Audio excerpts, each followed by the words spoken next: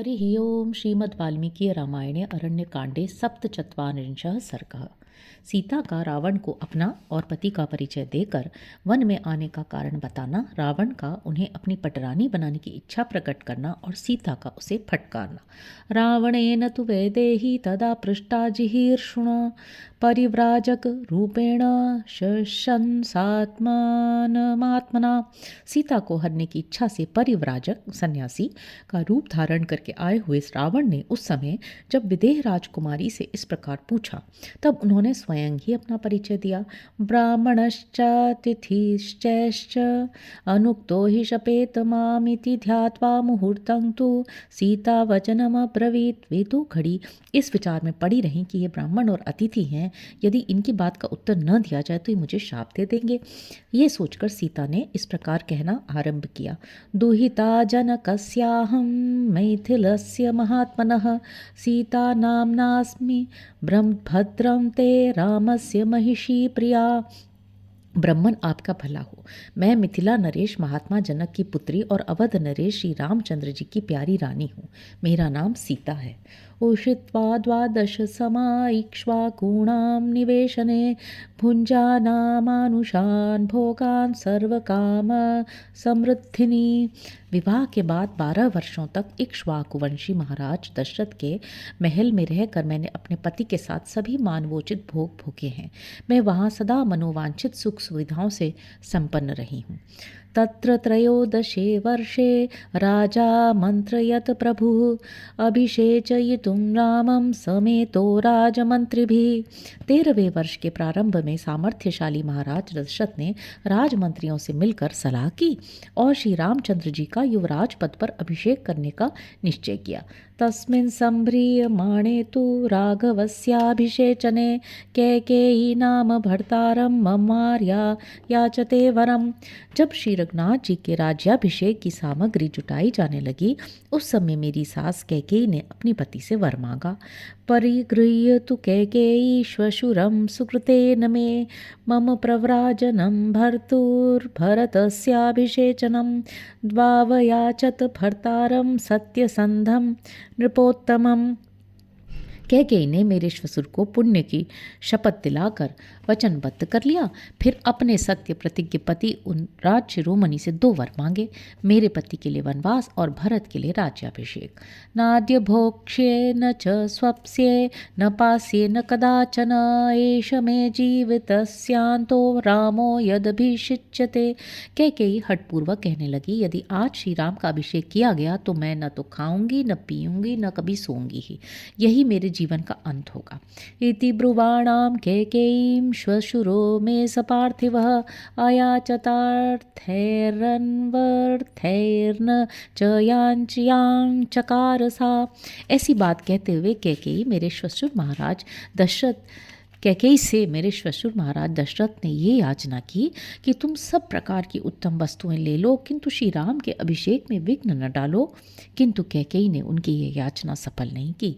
मम भर्ता महातेजा वयसा 25 अष्टादश ही वर्षाणि मम जन्मनि गण्यते।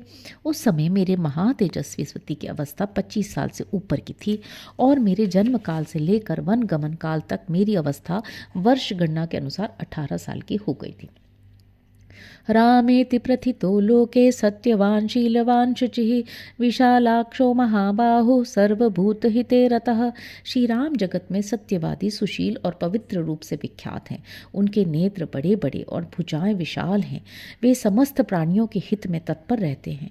कामार्तश्च महाराज पिता दशरथ स्वयं कैकेय्याः प्रिय कामार्थम तम रामम नाभ्यषेचयत्।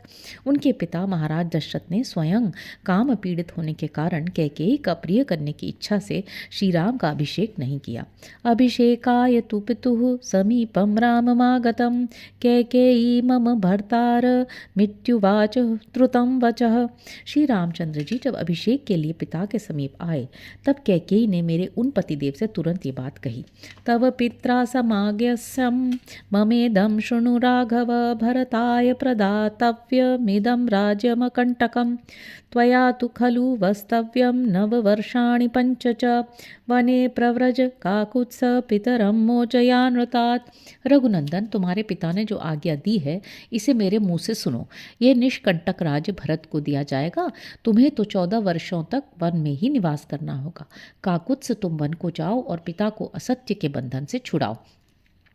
तथेत्युवाच तां राम कैकेयीं कुतो भयः चकार त्वद्वचः श्रुत्वा भर्ता मम दृढ़व्रतः। किसी से भी भय न मानने वाले श्री राम ने कैकेयी की ये बात सुनकर कहा, बहुत अच्छा। उन्होंने उसे स्वीकार कर लिया।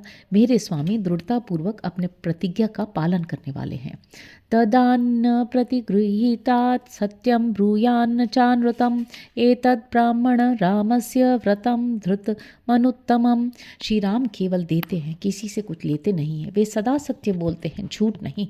ब्राह्मण, यह श्री रामचंद्र जी का सर्वोत्तम व्रत है जिसे उन्होंने धारण कर रखा है। तस्य भ्राता तु वैमात्रो लक्ष्मणो नाम वीर्यवान रामस्य पुरुष व्याघ्र सहाय समरे रिहा। सभ्राता लक्ष्मणो नाम ब्रह्मचारी दृढ़व्रतः। श्री राम के सौतेले भाई लक्ष्मण बड़े पराक्रमी हैं। समर भूमि में शत्रुओं का संहार करने वाले पुरुष सिंह लक्ष्मण श्री राम के सहायक हैं, बंधु हैं, ब्रह्मचारी और उत्तम व्रत का दृढ़तापूर्वक पालन करने वाले हैं। अन्वगच्छद धनुष्पाणि प्रव्रजन्तं मया सह जटितापस रूपेण मया सह सहानुजः प्रविष्टो दंडकारण्यम धर्म नित्यो दृढ़व्रतः। श्री रघुनाथ जी मेरे साथ जब वन में आने लगे तब लक्ष्मण भी हाथ में धनुष लेकर उनके पीछे हो लिए। इस प्रकार मेरे और अपने छोटे भाई के साथ श्री राम इस दंडकारण्य में आए हैं। वे दृढ़ प्रतिज्ञ तथा नित्य निरंतर धर्म में तत्पर रहने वाले हैं और सिर पर जटा धारण के तपस्वी के वेश में यहाँ रहते हैं। ते वयं प्रच्युता राज्यात् कैकेय्यास्तु कृते त्रयः विचराम द्विजश्रेष्ठ वनं गंभीरमोजसा समाश्वस मुहूर्तं तु शक्यं वस्तुमिह त्वया आगमिष्यति मे भर्ता वन्यमादाय पुष्कलम। द्विजश्रेष्ठ, इस प्रकार हम तीनों कैकेयी के कारण राज्य से वंचित हो इस गंभीर वन में अपने ही बल के भरोसे विचरते हैं। आप यहाँ ठहर सकें तो 2 घड़ी विश्राम करें। अभी मेरे स्वामी प्रचुर मात्रा में जंगली फल मूल लाते ही होंगे। रुरून रुरून गोधान वराहाश्च हत्वा दायामि शंभु सत्वं नाम च गोत्रं च कुलमाचक्ष्व तत्वतः एकश्च दंडकारण्ये किमर्थं चरसि द्विज। रूरू, गोह और जंगली सुअर आदि हिंसक पशुओं का वध करके तपस्वी जनों के उपभोग में आने वाले बहुत सा फल मूल लेकर वे अभी आएंगे। ब्राह्मण, अब आप भी अपने नाम, गोत्र और कुल का ठीक ठीक परिचय दीजिए। आप अकेले ही इस दंडकारण्य में किस लिए विचरते हैं? एवं ब्रुवत्यां सीतायां रामपत्न्यां महाबलः प्रत्युवाचोत्तरं तीव्रं रावणो राक्षसाधिपः। श्री राम पत्नी सीता के इस प्रकार पूछने पर महाबली राक्षस राज रावण ने अत्यंत कठोर शब्दों में उत्तर दिया। येन वित्रासिता लोकाः सदेवासुरमानुषाः अहं स रावणो नाम सीते रक्षो गणेश्वरः। सीते, जिसके नाम से देवता, असुर और मनुष्यों सहित तीनों लोग थर्रा उठते हैं, मैं वही राक्षसों का राजा रावण हूँ। त्वां तु कांचन वर्णाभां दृष्ट्वा कौशेयवासिनीं रतिं स्वकेषु धारेषु नाधिगच्छाम्यनिन्दिते। अनिंद्य सुंदरी, तुम्हारे अंगों की कांति सुवर्ण के समान है जिन पर रेशमी साड़ी शोभा पा रही है। तुम्हें देखकर अब मेरा मन अपनी स्त्रियों की ओर नहीं जाता है। बह्वीनामुत्तम स्त्रीणामाह्यतानामिस्ततस्ततः सर्वासामेव भद्रं ते ममाग्रमहिषी भव। मैं इधर उधर से बहुत सी सुंदर स्त्रियों को हर लाया हूँ, उन सब में तुम मेरी पटरानी बनो, तुम्हारा भला हो। लंका नाम समुद्रस्य मध्ये मम महापुरी सागरेण परिक्षिप्ता निविष्टा गिरिमूर्धनि। मेरी राजधानी का नाम लंका है। वह महापुरी समुद्र के बीच में एक पर्वत के शिखर पर बसी हुई है। समुद्र ने उसे चारों ओर से घेर रखा है। तत्र सीते मया सार्धं वनेषु विचरिष्यसि न चास्य वनवासस्य स्पृहयिष्यसि भामिनी। सीते, वहाँ रहकर तुम मेरे साथ नाना प्रकार के वनों में विचरण करोगी। भामिनी, फिर तुम्हारे मन में इस वनवास की इच्छा कभी नहीं होगी। पंचदास्य सहस्राणि सर्वाभरणभूषिताः सीते परिचरिष्यन्ति भार्या भवसि मे यदि। सीते, यदि तुम मेरी भार्या हो जाओगी तो सब प्रकार के आभूषणों से विभूषित 5,000 दासियां सदा तुम्हारी सेवा किया करेंगी। रावणेनैव मुक्ता तु कुपिता जनकात्मजा प्रत्युवाचानवत्यांगी तमनादृत्य राक्षसम। रावण के ऐसा कहने पर निर्दोष अंगों वाली जनक नंदिनी सीता कुपित हो उठी और राक्षस का तिरस्कार करके उसे यूं उत्तर देने लगी। महागिरिमि वाकंप्यम महेंद्र सदृशम पतिम महोदधि वाक्षोभ्यमहम राम मनुव्रता। मेरे पतिदेव भगवान श्री राम महान पर्वत के समान अविचल, इंद्र के तुल्य पराक्रमी है और महासागर के समान प्रशांत हैं। उन्हें कोई क्षुब्ध नहीं कर सकता। मैं तन मन प्राण से उन्हीं का अनुसरण करने वाली तथा उन्हीं की अनुरागिणी हूँ। सर्वलक्षण संपन्न न्यक्रोध परिमंडलम सत्यसंधम महाभागमहं राम मनुव्रता। श्री रामचंद्र जी समस्त शुभ लक्षणों से संपन्न वट वृक्ष की भांति सबको अपनी छाया में आश्रय देने वाले सत्य प्रतिज्ञ और महान सौभाग्यशाली हैं। मैं उन्हीं की अत्यंत अनन्य अनुरागिणी हूँ। महाबाहुम महोरस्कम सिंह विक्रांत गामिनम नृसिंहम सिंह संकाश महम राम मनुव्रता। उनकी भुजाएं बड़ी बड़ी और छाती चौड़ी हैं। वे सिंह के समान पांव बढ़ाते हुए बड़े गर्व के साथ चलते हैं और सिंह के समान ही पराक्रमी हैं। मैं उन पुरुष सिंह श्री राम में ही अनन्य भक्ति रखने वाली हूँ। पूर्णचंद्राननं रामं राजवत्सं जितेन्द्रियं पृथुकीर्तिं महाबाहुमहं राम मनुव्रता। राजकुमार श्री राम का मुख पूर्ण चंद्रमा के समान मनोहर है। वे जितेंद्रिय हैं और उनका यश महान है। उन महाबाहु श्री राम में ही दृढ़ता पूर्वक मेरा मन लगा हुआ है। त्वं पुनर्जम्बुकः सिंहीं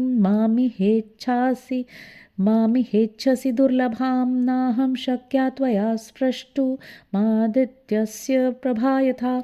पापी निशाचर, तू सियार है और मैं सिंहिनी हूँ। मैं तेरे लिए सर्वथा दुर्लभ हूँ। क्या तू यहाँ मुझे प्राप्त करने की इच्छा रखता है?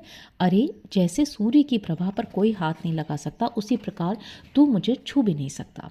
पादपान कांचनान्नूनं बहून् पश्यसि मंदभाग राघवस्य प्रियां भार्यां यस्त्वमिच्छसि राक्षस। अभागे राक्षस, तेरा इतना साहस!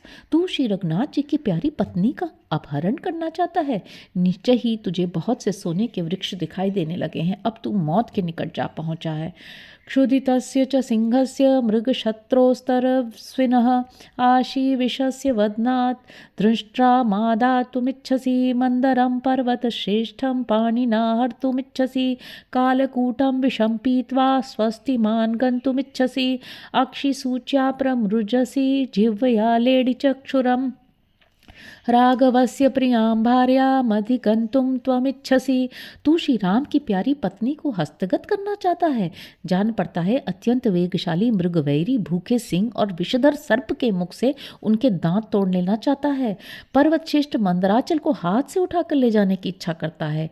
कालकूट विष को पीकर कुशल पूर्वक लौट जाने की अभिलाषा करता है तथा आंख को सुई से पूछता और छुरे को जीभ से चाटता है। अवसज्य शिलां कंठे समुद्रं तर्तुमिच्छसि सूर्यचन्द्रमसौ चोभौ पाणिभ्यां हर्तुमिच्छसि यो रामस्य प्रियां भार्यां प्रदर्शयितुमिच्छसि। क्या तू अपने गले में पत्थर बांधकर समुद्र को पार करना चाहता है? सूर्य और चंद्रमा दोनों को अपने दोनों हाथों से हर लाने की इच्छा करता है। जो श्री रामचंद्र जी की प्यारी पत्नी पर बलात् करने को उतारू हुआ है। अग्निं प्रज्वलितं दृष्ट्वा वस्त्रेणाहर्तुमिच्छसि कल्याणवृत्तां यो भार्यां रामस्याहर्तुमिच्छसि। यदि तू कल्याणमय आचार का पालन करने वाली श्री राम की भार्या का अपहरण करना चाहता है तो अवश्य ही जलती हुई आग को देखकर भी तू उसे कपड़े में बांधकर ले जाने की इच्छा करता है। अयो मुखानां शूलानां अग्रे चरितुमिच्छसि रामस्य सदृशीं भार्यां योधिगन्तुं त्वमिच्छसि। अरे, तू श्री राम की भार्या को, जो सर्वथा उन्हीं के योग्य है, हस्तगत करना चाहता है तो निश्चय ही लोहमय मुख वाले शूलों की नोक पर चलने की अभिलाषा करता है। यदंतरम सिंह श्रृगाल योर्वने यदंतरम स्यंदिकास समुद्रयोः सुराग्रय सौवीरकयोर्यदंतरम तदनंतरम दाश रथेस्तवैव च। वन में रहने वाले सिंह और सियार में, समुद्र और छोटी नदी में, अमृत और और कांजी में जो अंतर है वही अंतर दशरथ नंदन श्री राम में और तुझ में है। यदंतरम कांचन सी सलोहयोर यदंतरम चंदनवारी पंक्यो यदनंतरम हस्ति बिडालयोर्वने तदनंतरम दाशथेस्तवैव च। सोने और सीसे में, चंदन मिश्रित जल और कीचड़ में तथा वन में रहने वाले हाथी और बिलाव में जो अंतर है वही अंतर दशरथ नंदन श्री राम और तुझ में है। यदंतरम वायसवैनतेयोर्यदनंतरम मद्गुम यूरयोरपि यदनंतरम हंसक गृध्रयोर्वने तदनंतरम दाशथेस्तवैव च। गरुड़ और कौवे में, मोर और जलकाक में तथा वनवासी हंस और गीध में जो अंतर है वही अंतर श्री दशरथ नंदन श्री राम और तुझ में है। तस्मिन् सहस्त्राक्ष समप्रभावे रामे स्थिते कार्मुक बाण पाणौ हृतापिते हम न जराम गमिष्ये आज्यम यथा मक्षिकयावगीर्णम। जिस समय सहस्त्र नेत्रधारी इंद्र के समान प्रभावशाली श्री रामचंद्र जी हाथ में धनुष और बाण लेकर खड़े हो जाएंगे, उस समय तू मेरा अपहरण करके भी मुझे पचा नहीं सकेगा, ठीक उसी तरह जैसे मक्खी घी पीकर उसे पचा नहीं सकती। इतीव तद्वाक्यम दुष्ट भावा सुदुष्ट मुक्त्वा रजनीचरं तं गात्र प्रकम्पाद व्यथिता बभूव वातोद्धता सा कदलीव तन्वी। सीता के मन में कोई दुर्भाव नहीं था, तो भी उस राक्षस से अत्यंत दुखजनक बात कहकर सीता रोष से कांपने लगी। शरीर के कंपन से कुशांगी सीता हवा से हिलाई गई कदली के समान व्यथित हो उठी। तां वेपमानामुपलक्ष्य सीतां स रावणो मृत्युसमप्रभावः कुलं बलं नाम च कर्म चात्मनः समाचचक्षे भयकारणार्थम। सीता को कांपती देख मौत के समान प्रभाव रखने वाला रावण उनके मन में भय उत्पन्न करने के लिए अपने कुल, बल, नाम और कर्म का परिचय देने लगा। इतिहासे श्रीमद् रामायणे वाल्मीकि आदि काव्य अरण्य कांडे सप्तचत्वारिंशः सर्ग। इस प्रकार श्री वाल्मीकि निर्मित आर्ष रामायण आदि काव्य के अरण्य कांड में 47वां सर्ग पूरा हुआ। हरि ओम।